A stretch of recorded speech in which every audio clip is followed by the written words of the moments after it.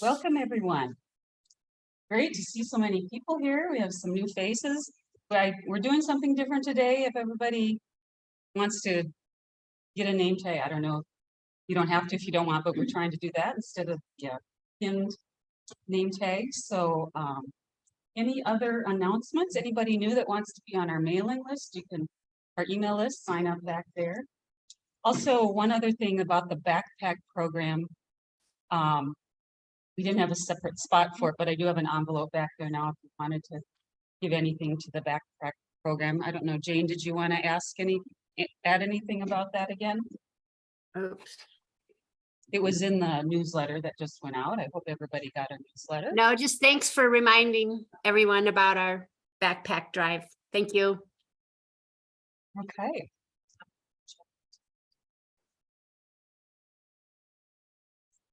Okay, so Tammy has a check there. Janine, Dan, for the pack. Oh, okay, come on up.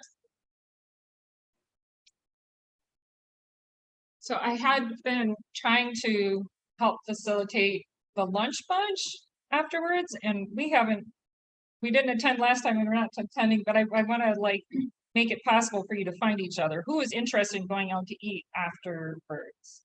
Raise your hand. Okay, so find each other and make, decide where. I'm not going to try to anyway coordinate it more than that, but Frank. I didn't notice that this chair set was here. Sure. Over there. Yeah, I can move.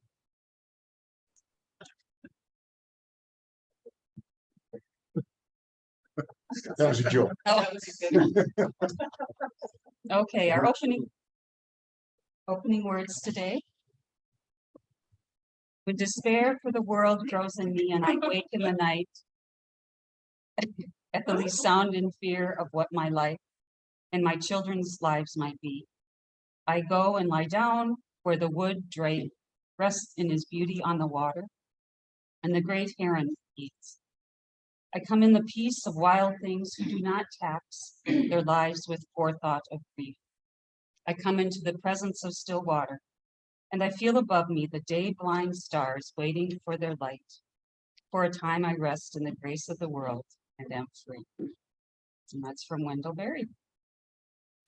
We'll do our opening song. I've got Just Like a River.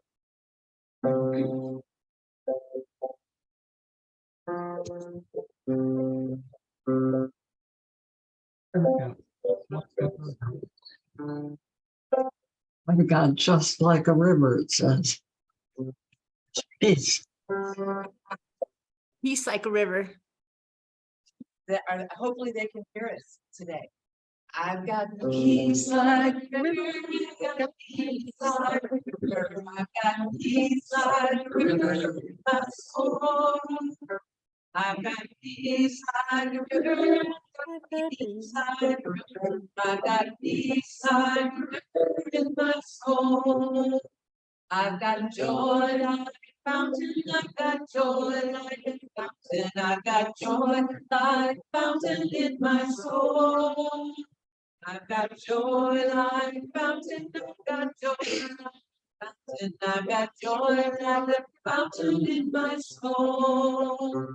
I've got love like an ocean, I've got love like an ocean, I've got love like an ocean in my soul. Hilarious.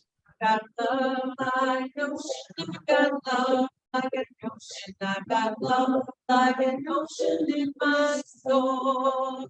I've got pain like an arrow, I've got pain like an arrow, I've got pain like an arrow in my soul.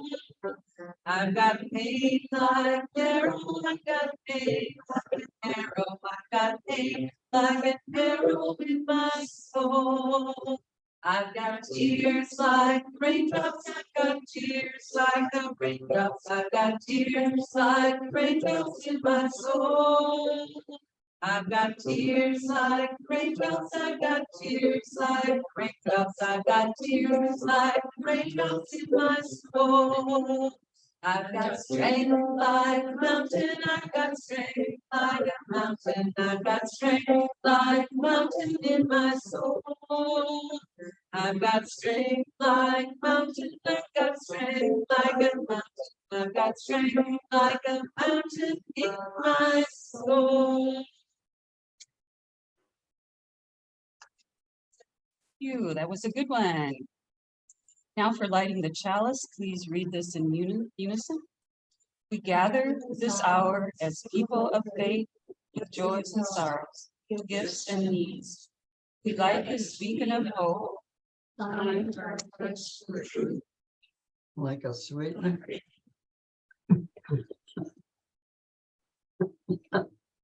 And now, time where we normally share our joys and concerns by coming up and putting a stone in the plate. And if you wouldn't mind coming up here so that our Zoom people can see. Anyone have anything? Okay.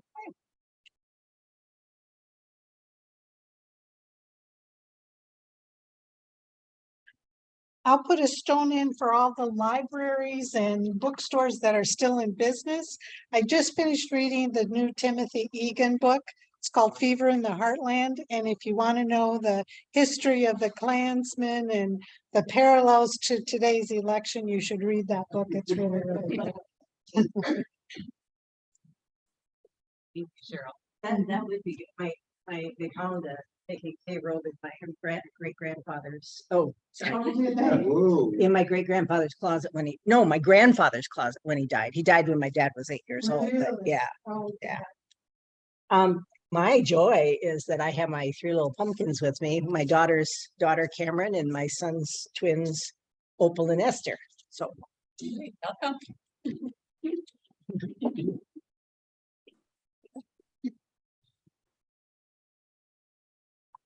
Anyone else?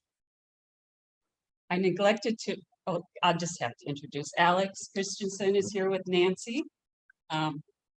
Visiting with, we're happy to have Nancy here too.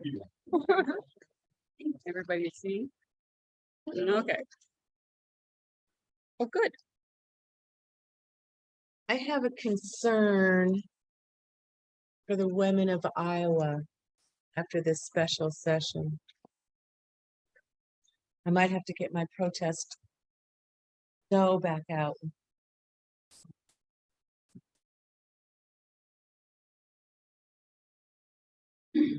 Anyone else?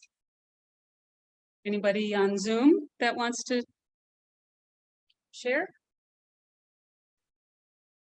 I'm just say hello. It's good to see everybody. And I had the pleasure yesterday of hearing Emily on Zoom, another Zoom conference about Iowa's climate. And I'm looking forward to hearing her today. And also Hank says hello to everyone as well. Say, tell him hi too. So I will put a stone in for you.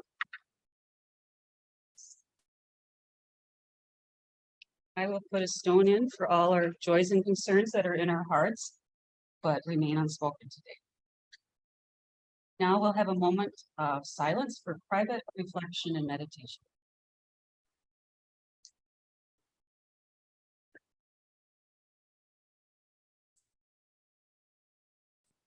Tennis. I never thought of tennis. Was it good?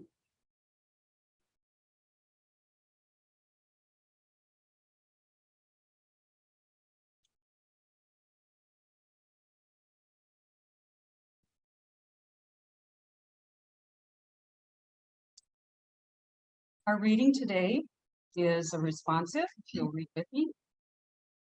Earth, teach me stillness as the grasses are stilled with light. Earth, teach me suffering as old stones suffer with memory. Earth, teach me caring as parents who secure their young.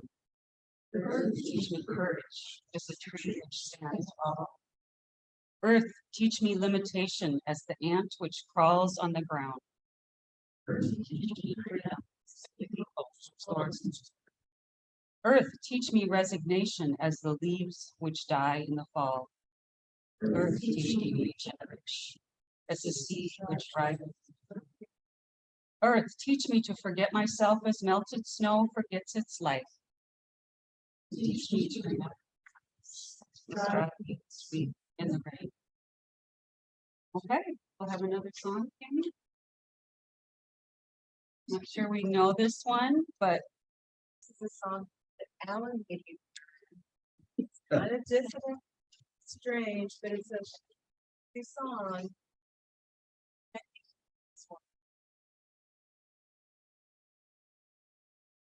The whole world is full of sorrow.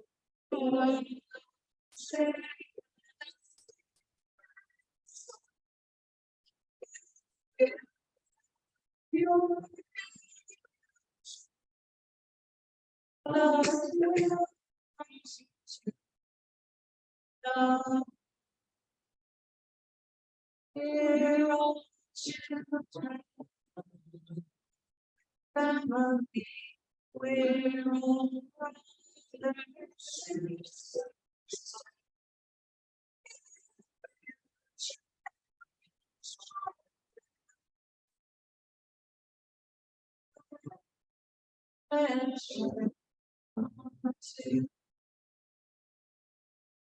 Is all garden for fragrance of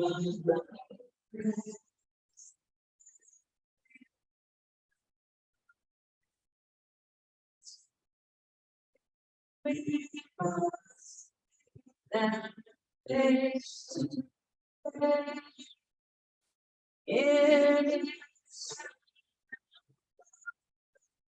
neighbor, and we know well that it's true.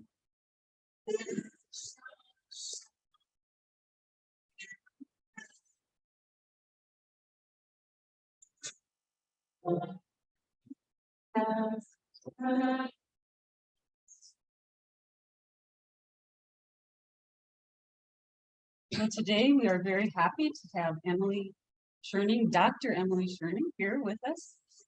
She's with the American Resilience Project, which I hope will be explaining to us, and talking about understanding our climate future, global to local. Welcome, Emily. Thank you. So I'm Dr. Emily Schoerning. I've worked in climate education for about 10 years. And my experience, which most of my research has been done here in Iowa, has convinced me that Americans, by and large, are much more interested in climate than many of us might think, and that the issue is substantially less divisive than many of us might be inclined to believe. I've also done a lot of survey work nationally to try and figure out how many people understand what we know about local projections, how the climate will change in our homes throughout the US. Even in very educated, climate-aware audiences, there's minimal knowledge of this important information. And that's why I founded my nonprofit, American Resiliency, in 2021. We are the only nonprofit in the US currently focused on reaching the general public with consensus federal climate projections. All the information that I'm going to be sharing with you today is information that your tax dollars have paid for and is vetted extensively by organizations like the US Forest Service and the USDA. So when we're looking at this information here, what I'm bringing you is a distillation of work from hundreds of US scientists and from scientists in the international community. I'm going to see if I can screen share my slides here. Let's see how this works. Just a second. And I'm sorry, people on Zoom, that I'm so enormous right now. I'll try to be less enormous in a moment. Let's see if we can get this over here. All right. Can you folks on Zoom see the talk? All right. Jane, I see you nodding. It looks like a thumbs up. All right. So I feel like we know that there are changes occurring. I think that everyone who has a relationship with the land can feel that over the last 10 years, we've had changes in seasonality and precipitation. We want to know what's coming up. We want to know what kind of lives our grandchildren are going to be able to have. And we see on the news very dire and serious information about climate all the time. It can make it hard to feel hope. And we know that many young people do struggle with hope, that many people choose not to have children because there's such a dearth of hope in our country right now. And I do want to show you the global picture. So this is information from the newly released AR6, which is from the Intergovernmental Panel on Climate Change. That's the foremost global organization. And it lets us see what's likely to happen at different degrees of warming in the future. You might remember that 1.5C was what we were shooting for with the Paris Accords. Right now, it seems like our most likely future, unfortunately, is not 1.5. It's probably going to be 2. But what you see on the news tends to be projections from a 3 or even a 4-degree future. And that can make a person feel very hopeless when we look at these maps, which show in these colors the risk of species, the percentage of species at risk of extinction from global warming. Whereas we get to 3 and 4, we can see this terrible band emerge around the equator, this terrible band of death. But the work that we have done, the work the climate community has done, the work regular people have done by trying to make smart, decent choices has pulled us back from 4. We are now extremely unlikely, even if we screw up and we don't do anything more, even if we don't make further changes, we're likely now to come in under 3. The question is, how far can we drive it down to 2? Current climate policies, the consensus is that we're probably coming in at about 2.4 to 2.6. If we can make further cuts, if we can follow the plan that the US is currently trying to pass, we are likely to be able to bring it down to 2 degrees. And if we look at 2 degrees, we can see that the outlook is not equitable around the world, right? We can see that biodiversity loss and other associated risks are going to be very intense in some places, particularly this beautiful, culturally rich, population dense portion of Southeast Asia.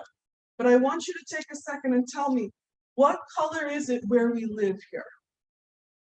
Who can tell me? What are we looking at there? What's the color in inland North America? It's white, right? What does that mean in terms of our risk for biodiversity loss? So that doesn't mean we have no problems, right? Habitat preservation, conservation is important, but it means that the work that we do now, the work that we do in conservation and preservation, we don't have to lose our friends here. We can maintain beautiful, rich ecosystems in our part of the world. And I think if we look on this, it's okay to feel the grief. It's okay to feel the loss for our planet, but we also have to look at our hope and our possibilities here and value what a tremendous opportunity we have here. I want to show you one more thing. It is going to be said before we focus in on the hope and the opportunities here in Iowa, looking a little differently at what we're talking about with a 2-degree future. When we're looking at annual hottest temperature change, so like how much hotter is it going to get when we're looking at the 2-degree future? We can see that there are fairly significant heat islands emerging around the Mediterranean broadly. We can see that the Midwest will get hot, and I'll show you how hot it's going to get. South America and in Southern Africa, where there's already some water shortages. When we look at where that is pairing up with big drops in soil moisture, many people are unaware of the extensive threat to the Mediterranean. We often think about the impacts in terms of equatorial problems, but when we look to Europe, Spain, Portugal, Italy, Greece, they all have futures that are very challenging in their current agricultural production. When we look at the potential for America's continuing agricultural production, we need to look at it in the context of this global total mean soil moisture, because it is likely that there will be much more serious agricultural impacts in the bread baskets of Asia and Europe than there will be in the United States. So this is very serious information that we're seeing here. I'd want to just skip this here. Oh, okay, you want to Myself. minimize it? All right. So let's start to drill down.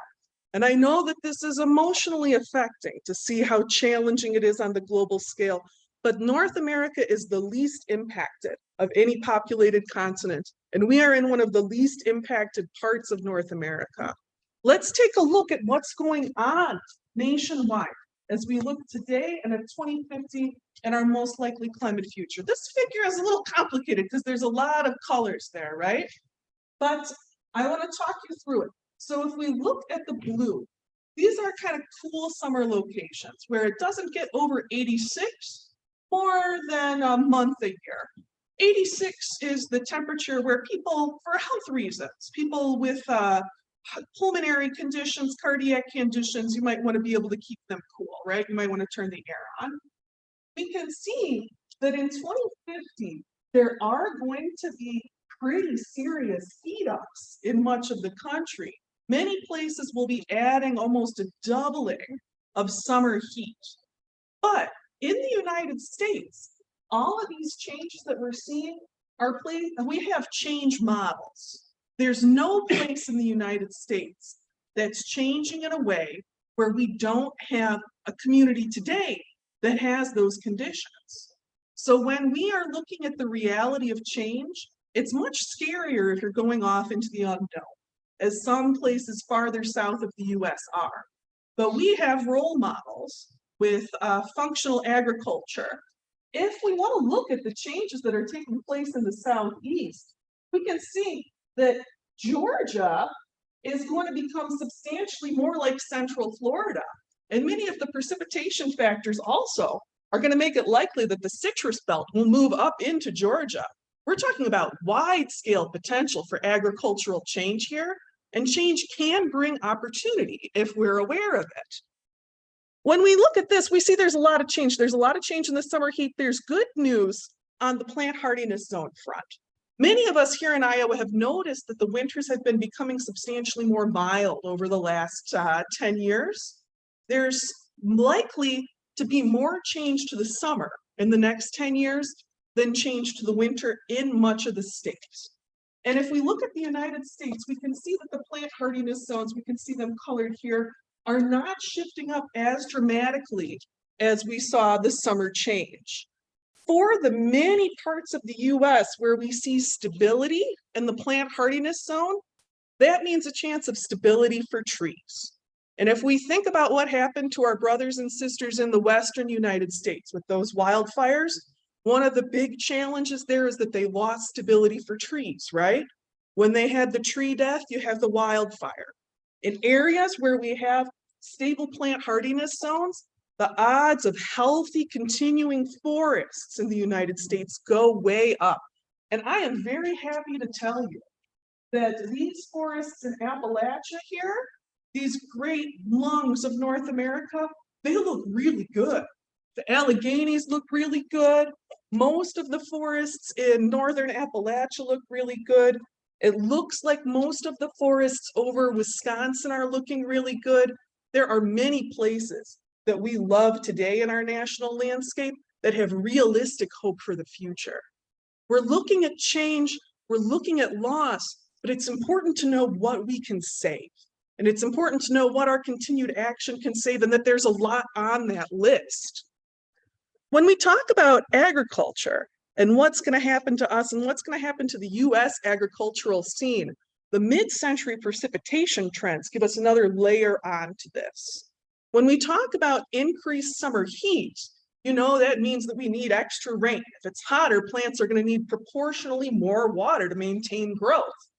We can see, and when we look at this map, the cross hatching, wherever there's lines, that indicates statistical significance, which means year by year, you can probably count on it, that it's likely it's going to come every year.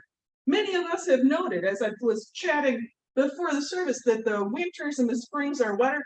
We can see that's going to continue, that we're going to have a weak trend towards more winter precipitation, but it's definitely coming in the spring. We're talking about 15% more spring precipitation, regularly high statistical significance, which is fortunate because when we look at the projected change in summer precipitation, some of you may have noted that there's going to be a decrease in soil moisture in parts of central US in those global figures. We can see that there with the summer dryness. And, you know, we've had plenty of trouble in Iowa this year for summer drought. We may be looking at more of that, but that doesn't mean that we can't adapt.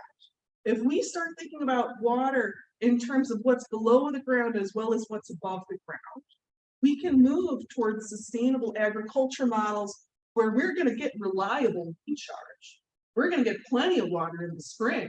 We just need to start thinking differently about how we're going to use it.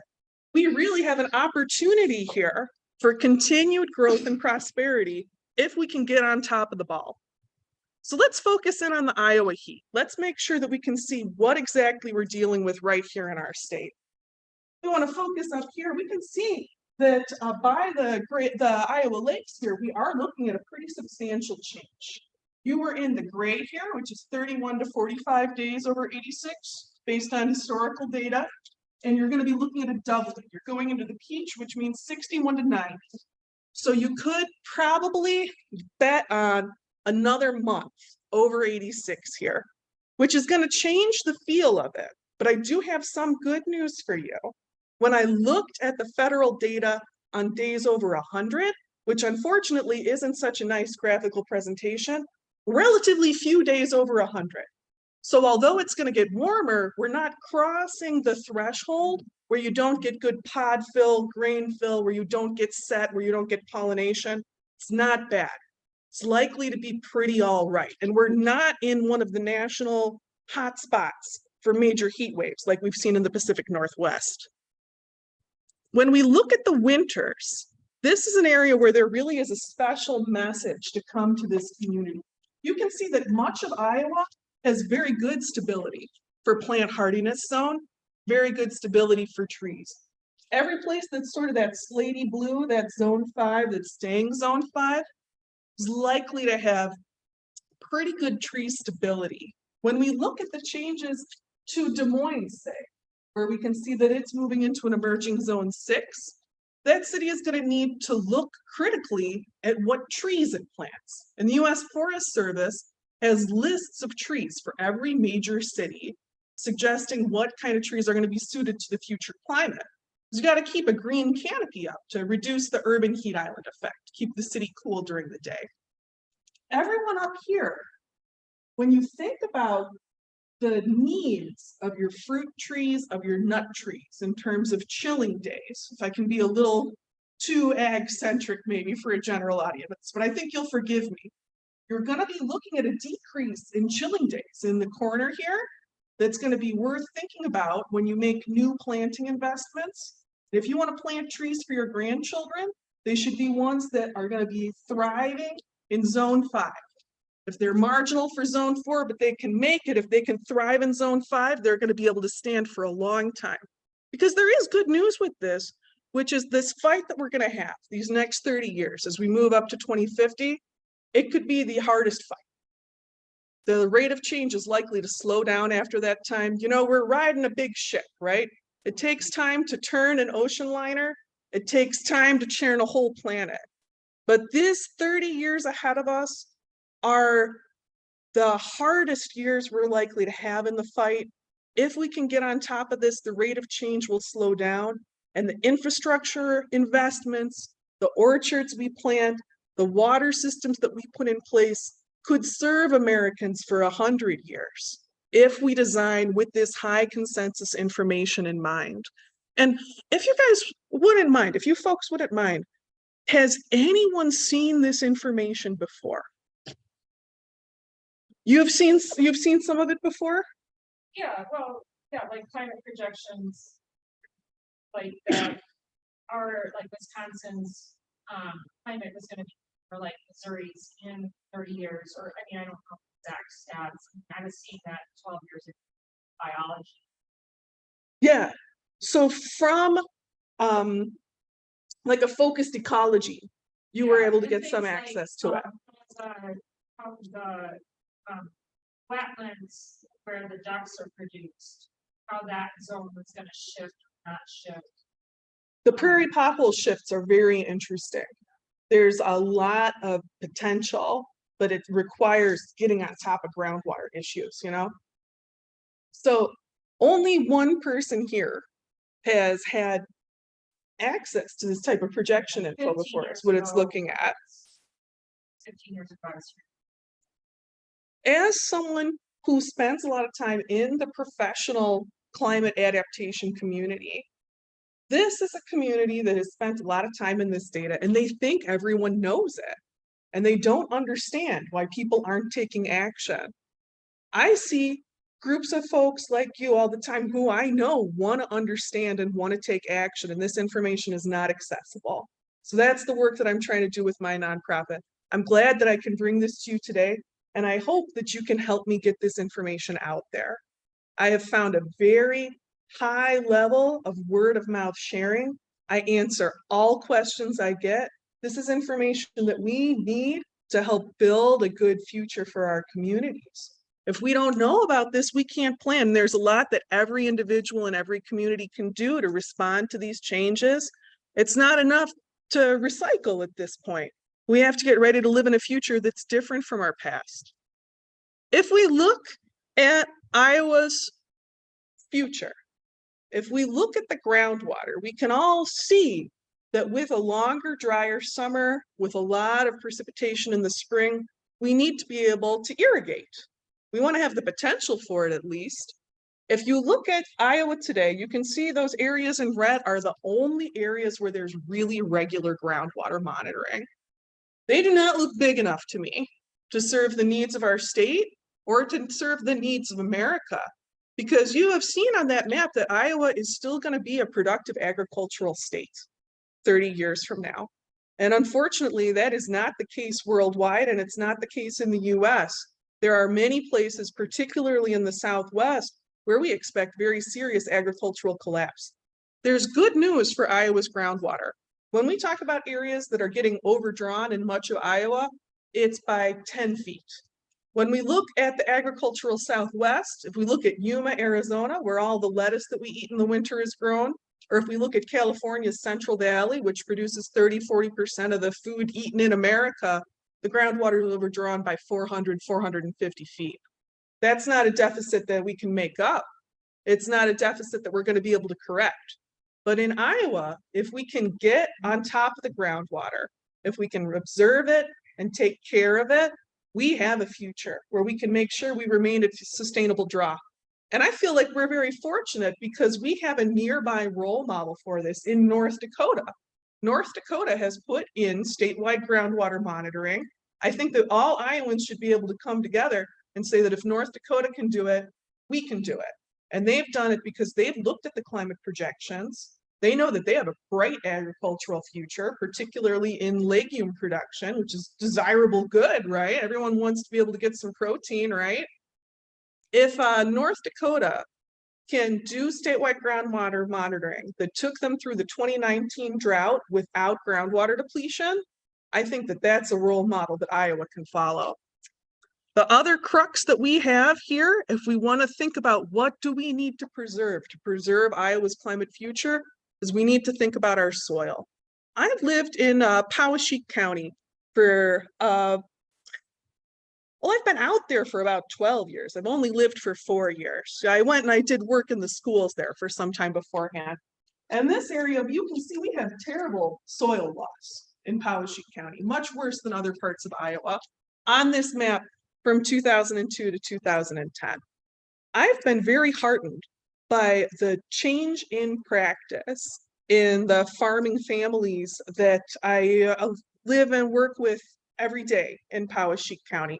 Not because I pushed them to do anything, but because the farming community is responding to these serious soil changes with a lot of increased prairie strip, grass strip, cover crop, and fire clearing. There's been a lot of it going on around the state. The energy since the call to action in 2010 to preserve Iowa's soil has been tremendous. And I think that as we see the potential for a continuing agricultural future in Iowa, going into the world's climate future, these soil issues become increasingly important. If we can hold these two cruxes. If we can hold the water and the soil, I hope that you can see that we have the potential for a good future in Iowa.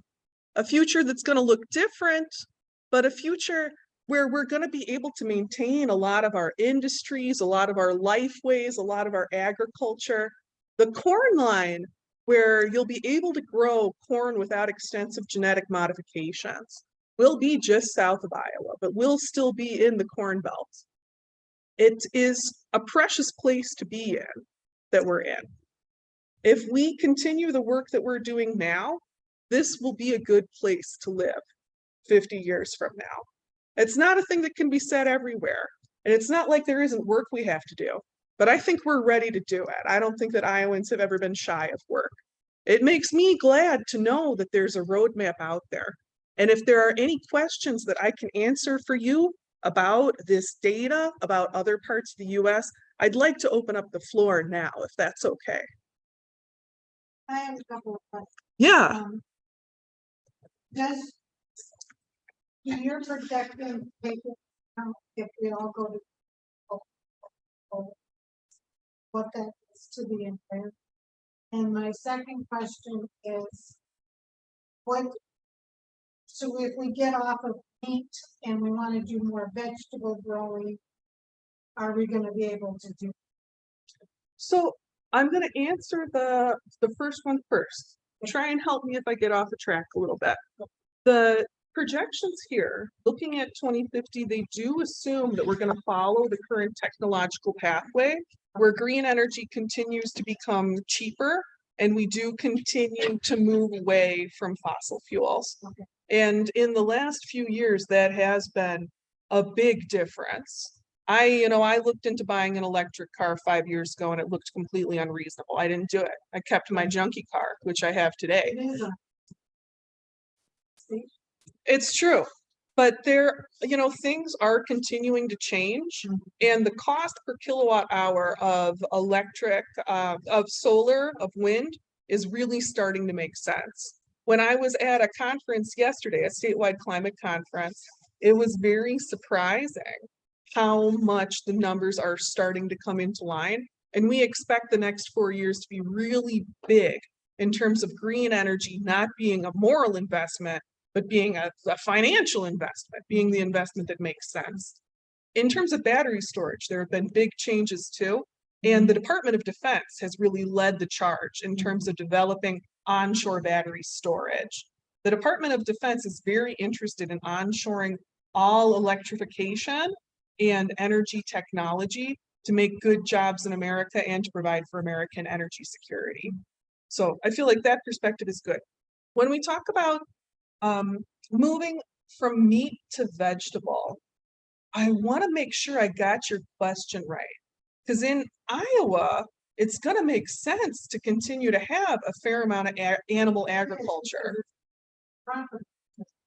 But at the same time, California. Who's gonna grow the Right now, there are block grants going on in Iowa for farmers who are interested in table crop production, which I think is a cool foresight of the state. What you bring up about the importance of agricultural land in the face of decreasing agricultural availability, there's a wonderful nonprofit called the American Farmland Trust that is doing a lot in Iowa and in neighboring states to make sure that urban sprawl doesn't consume the farmland that we're going to need. I think that there is a lot of planning coming out of the farming communities. Like, there are not that many acres that are going to have good corn suitability ratings, right?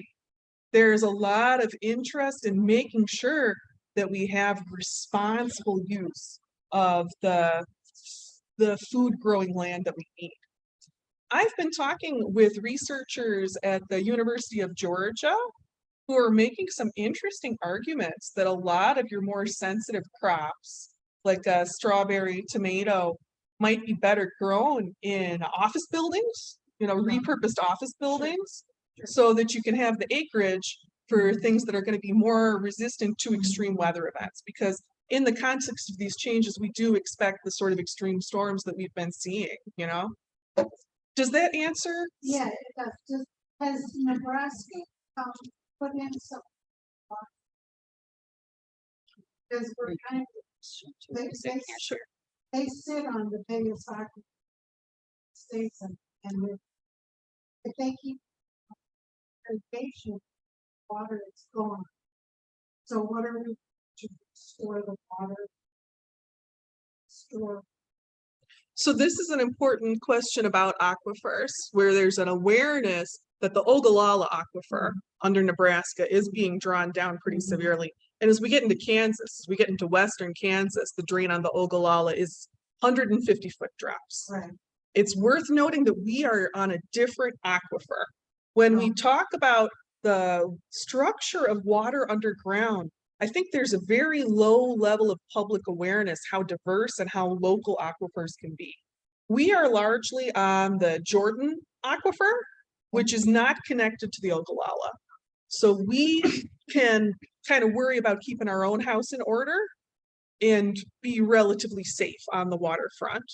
I think that Nebraska, I hope that they can get on top of that, because at this point in eastern Nebraska and eastern Kansas, the overdraw is not too bad on the Ogallala, and they are looking at increased spring precipitation where they have a chance to recharge. And I know from reading materials with their ag extension offices that they are trying to push recharge. Hopefully they can get on top of it, but they can't drag us down. We still got a good. It would be good to invest in care of the water, because you know, the aquifers, they can be polluted like a river or a stream can be, but they're underground, so they're harder to get to do anything to clean them up. Yes. How does water get to the aquifer? So water gets to local aquifers through, it's very local, but I'm going to try and give you a general picture. In some areas we have that are more porous. So if there's an area where there might be gravel or sand, that area water will sink down into the aquifer faster. And if you have a lot of soil, like you want to, water is going to get down through the soil very slowly. It can help if you have deep-rooted plants that can make channels for the water to get down more quickly. Aquifers recharge most speedily when they can get into the groundwater through a rocky area, like through gravel. When we think about a river is often connected to groundwater and will kind of communicate with itself. You know, there's like water that's flowing underground as well as water that's above ground. In the Iowa Great Lakes, they're a spring-fed lake system. So they are actually fed by aquifers. The water under the ground wells up into the Great Lakes. And when the Iowa Great Lakes fill up with precipitation, they also refill the aquifer. So there's thick layers of sand and rocks and dirt that filter water as it's going down into the groundwater. So it usually gets down in there and it's pretty clean. And then that can be pumped up through wells, or it wells up through springs into surface water features. And I know that was not like the best possible answer. I hope that it makes some sense. I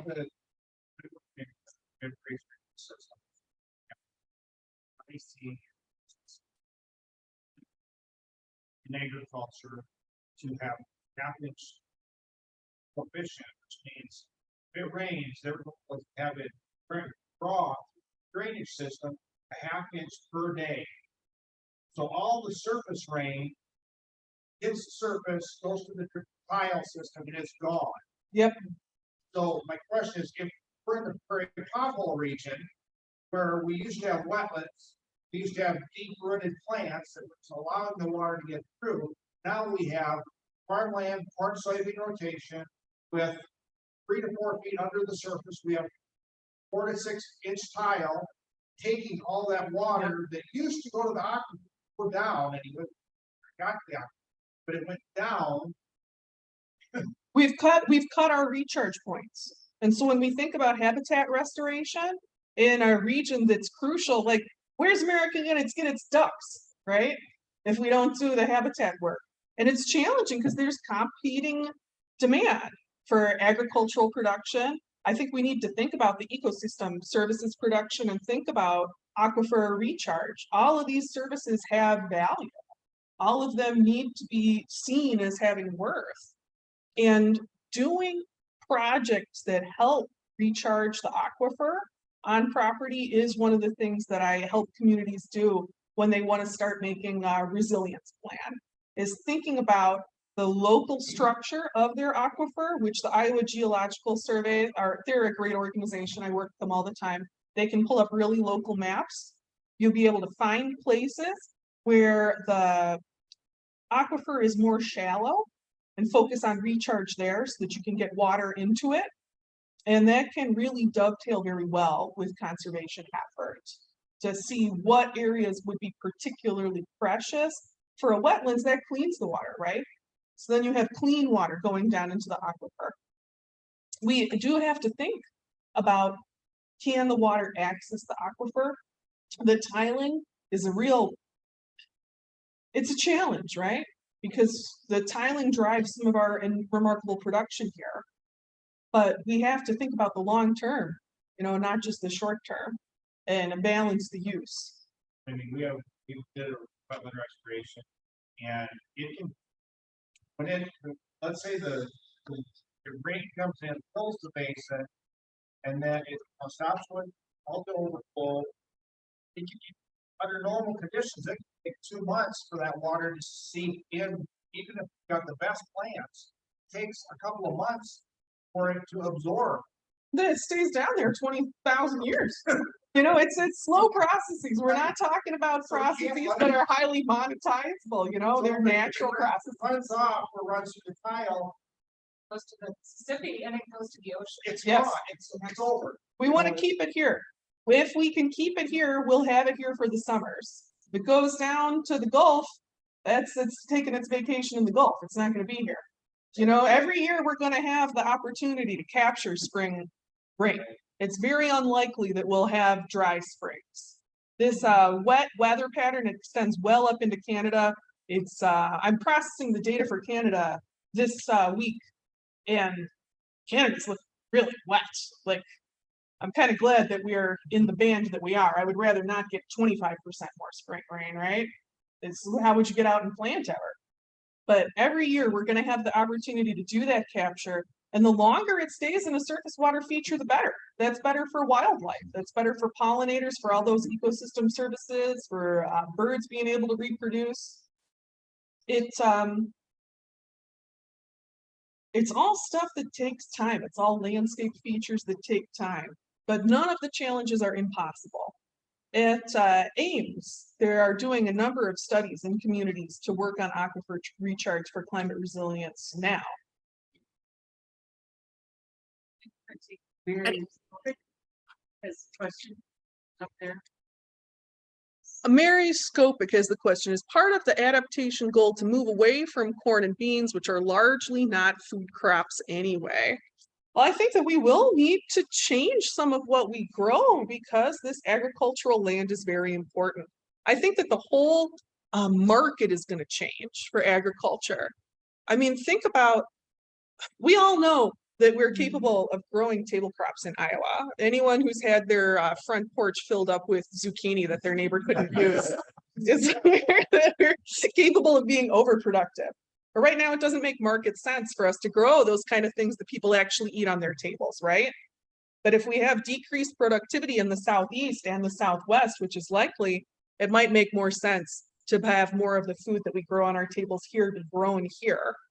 I think that this is an area where we will see incentives change in ways that we don't expect right now, and that we can look for the potential to have a future agricultural economy in Iowa that feeds Iowans. I think that would be a beautiful thing if we were able to all get healthy local food. I get a lot of joy out of doing that in my garden at a small scale. It'd be nice if we were able to feed ourselves, right? To feed ourselves healthy food. I think that is a wonderful part of what can be moving towards in the future.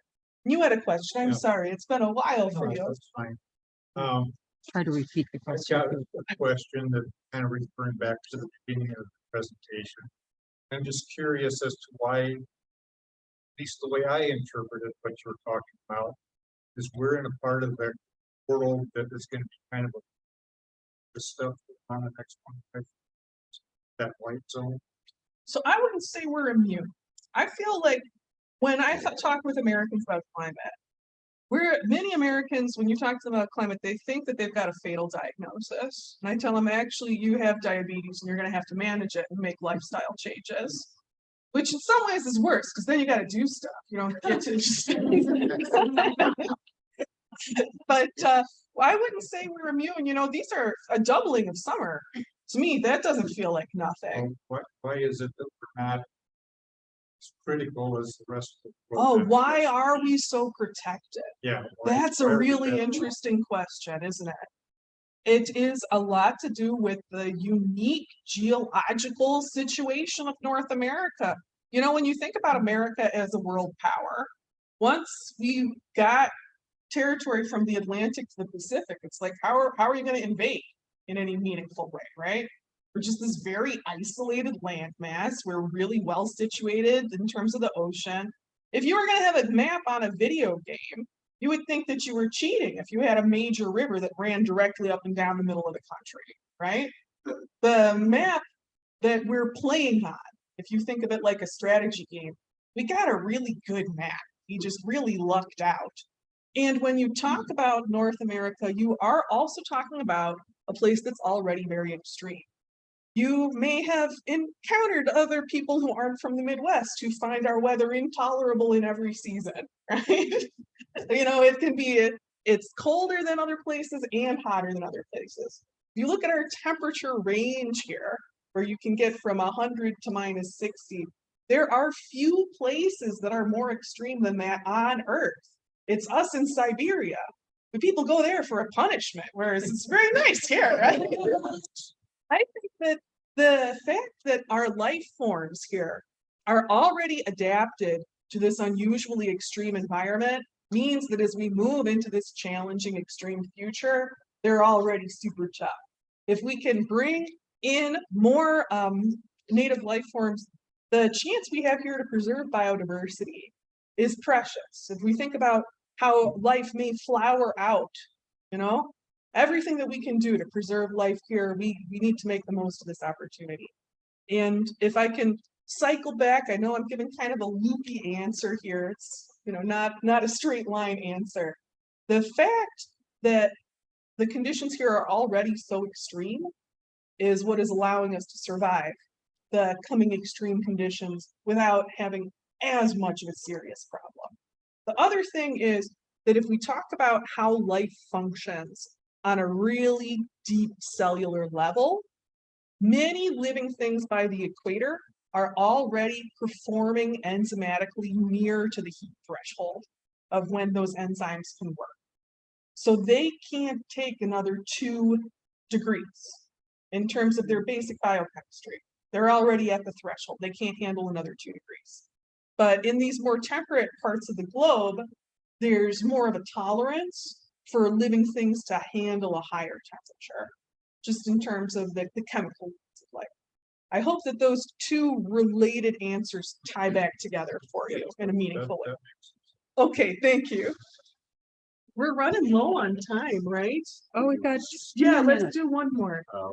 A couple things. One is soybeans and corn are table fare, right?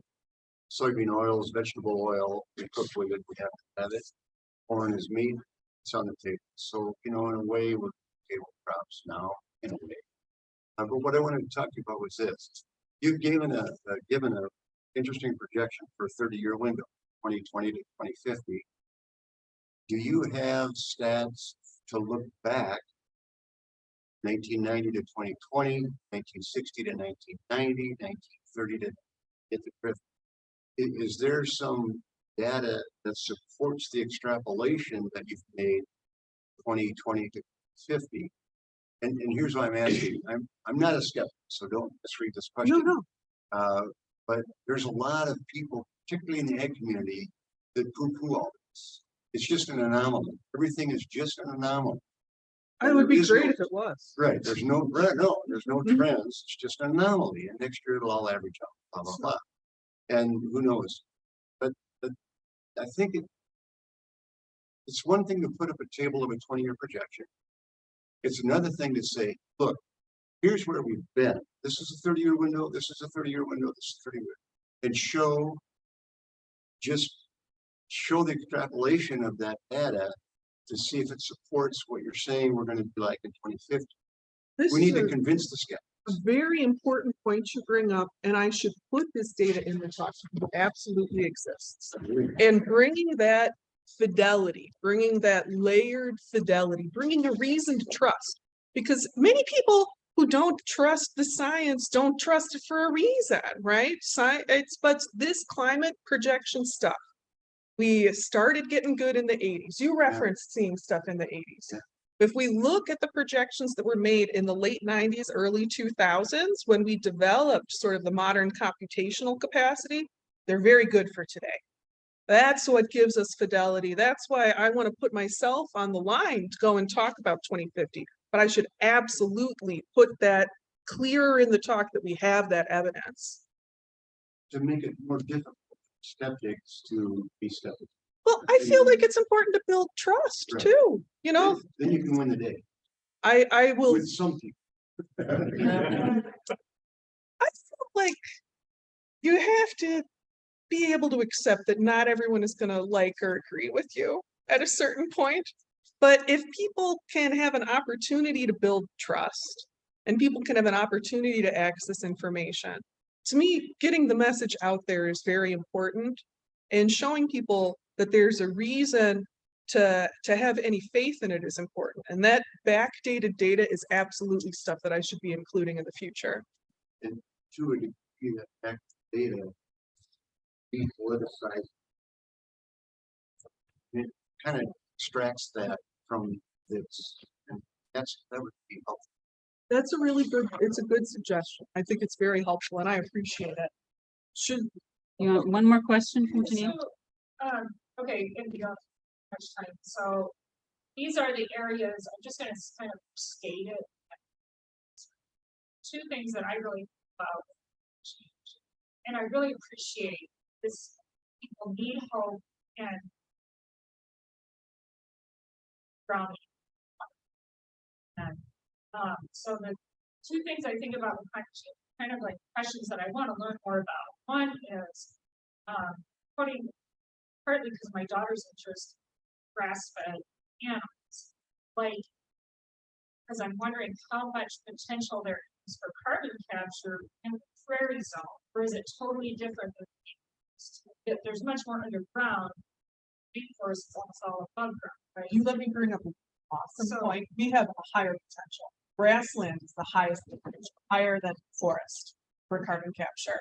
And conversion towards rangeland, towards grass-fed, could be one of the most effective in terms of carbon capture, ecosystem preservation, and agricultural like profit. Huge potential for grassland So conversion. so maybe you can help put me in touch with resources to learn more about this. And then the other question is, that I guess I want to know who's doing the work. There must be is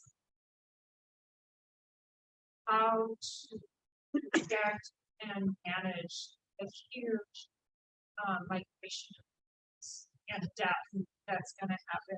The most impacted parts of the world.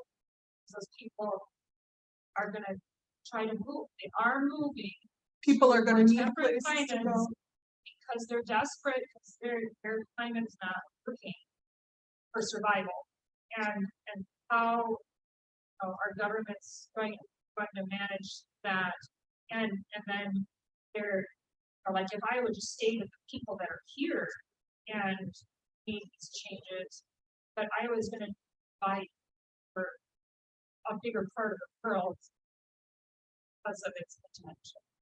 Just interesting to think about. I can see in your face that you feel the pain that I do too, when we look at the suffering that's coming. And we are looking at a finite resource situation where we are so fortunate we will have something to give, but we know we can't beneath that size, right? In terms of capacity, the Iowa Geological Survey thinks that we could sustainably, without overtapping water, take in about 30% more people to Iowa. It's interesting to think about Iowa as a place of growth and refuge and hope. Not for everyone, you know, we can't take, and no one could take in everybody, but there's a lot of lives that lived well here, where we could get people here. And there is a lot of work being done to bring in refugees. I think that the data for South and Central America is very concerning, and that helping to get people in place, it's a good time for people who are moving now. It's good for them to get in place now. And there's the reality that we have to move towards a sustainable future. You know, you can't get yourself into a place of water overdraw or you won't be able to continue to produce. There are substantial amounts of people working on this. I'm involved in one working through the American Society of Adaptation Professionals. There are about 3,000 people like me who are working full-time on adaptation projects. Not a lot of people are working on information because everyone's so busy doing the electrification work or doing the water work or shoring up the coastlines with the Green Coastlines Project that the Army is heavily involved in. I think that the more communication we can do, the more people we can bring to this important challenge. Because a lot of people, when they hear about it, they want to find a way to get involved. And if you're in a position where you want to be able to do some volunteer commitment, I can help you get connected to the right organization for you. I just would like to say really quickly that it's really important for everybody to keep talking about climate and talking to our supervisors, our elected people, and with each other. And we also have our CCL chapter, and that I've sent information out before. So the legislation that is being put through right now, if it goes through, it would be instrumental towards bringing this projected future, this tolerable, livable future into being. Iowa or national? The national legislation. Well, I thank you all very much. Thank you for your time. I don't want to take this any further over time. Well, did you also want to mention volunteers for the Oh, thank you so much. Blue Water Yes, weekend? so I'll be back the weekend of the Blue Water Festival. I'm going to be tabling to teach about the climate future here, and that we know what's coming for people who are out of state, that they can get their local projection. We'll be teaching about aquifers. If any of you would be willing to come by the booth and volunteer with me, I would love the chance to spend more time. I'd love to be able to, let's stay in touch, and then maybe I can come I'll up by send, you, I you can know? send out I can be the point of contact. Oh, that would be wonderful. That would be wonderful.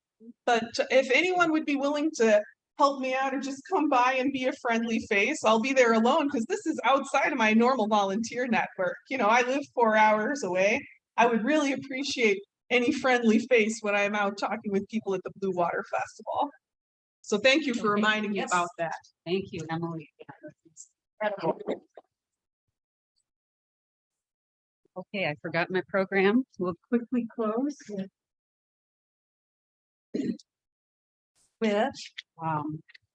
extinguishing the flame in unison. May the love which overcomes all differences, which heals all wounds, which puts to flight all fears, which reconciles all who are separate, be in us and among us now. And our doxology and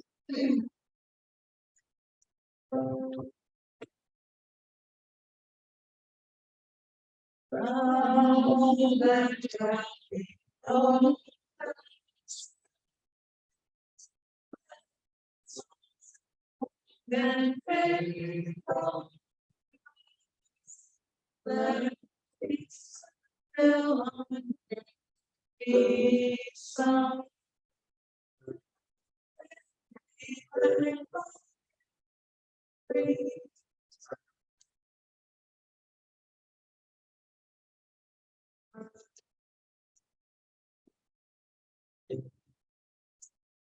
Don't forget to be part of the program. Thank you, everyone.